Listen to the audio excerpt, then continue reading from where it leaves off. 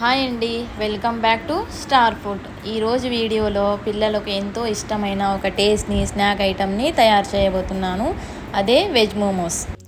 Veg మోమోస్కి కావాల్సిన పదార్థాలు: cabbage పావు కిలో సన్నగా తరిగి పెట్టుకోవాలా, ఉల్లిపాయ తరుగు half cup, capsicum half cup, beans half cup, carrot తురుము హాఫ్ కప్పు, వెల్లుల్లి తరుగు 1 స్పూన్,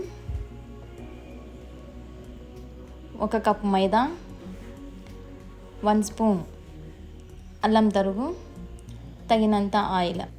ఇప్పుడు ఒక బౌల్ తీసుకొని అందులో 1 కప్పు మైదా పిండి వేసుకొని అందులో 1/2 టీ స్పూన్ ఉప్పు, 1 స్పూన్ ఆఫ్ ఆయిల్,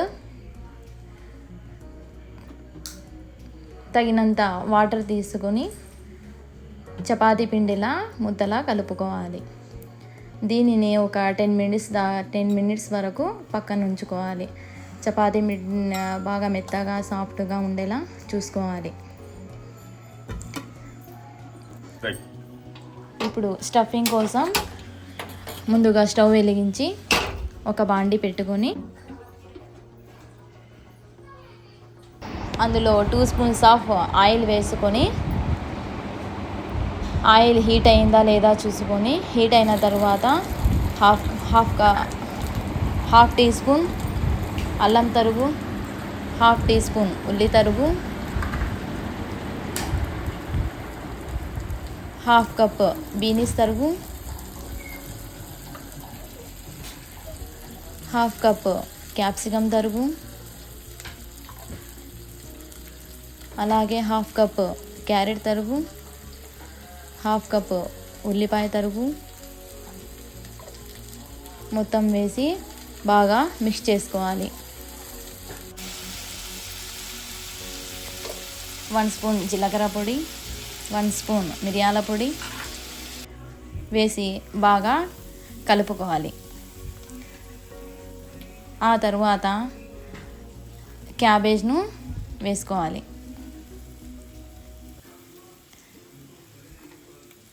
క్యాబేజ్ వేసిన తర్వాత బాగా కలిపి 1 స్పూన్ ఉప్పు వేయండి, 1/2 స్పూన్ పసుపు వేసి బాగా కలిపి మంటని మీడియం ఫ్లేమ్లో ఉంచి మూత పెట్టేసేయాలి. ఆ తర్వాత మూతని ఒక 3 మినిట్స్ తర్వాత మూత తీసేసి వేగిందా లేదా చూసుకోవాలి. చివరిగా కొంచెం కొత్తిమీర వేసి బాగా కలపండి.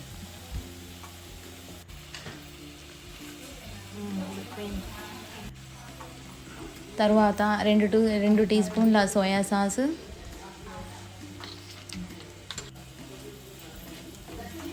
1 spoon of garam masala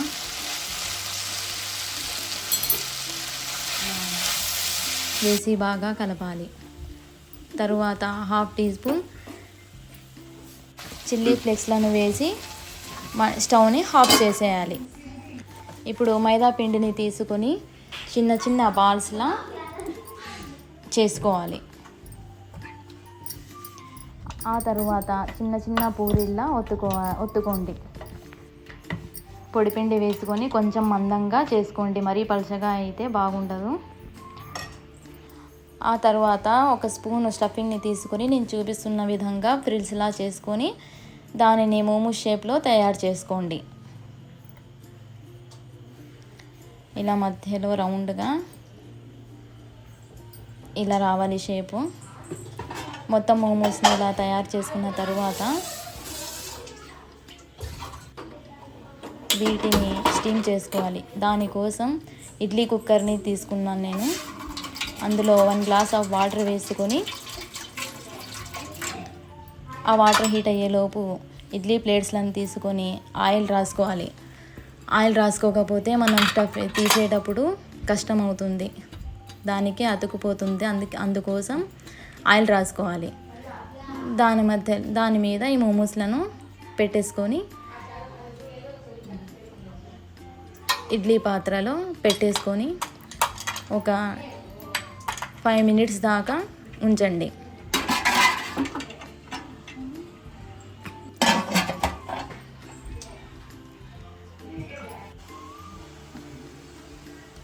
five minutes తర్వాత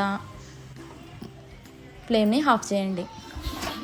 ఆ తర్వాత తీసేసి చూస్తే మనకు ఉడికినట్టుగా అనిపిస్తుంది.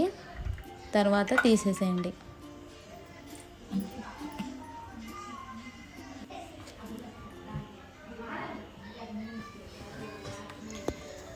అంతే, ఇంకా ఈ మోమోస్లను వేరే ప్లేట్లోకి ట్రాన్స్ఫర్ చేసేసుకోండి.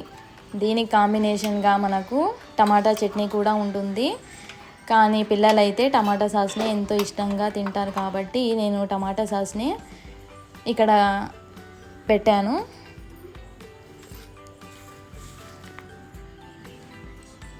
అంతే.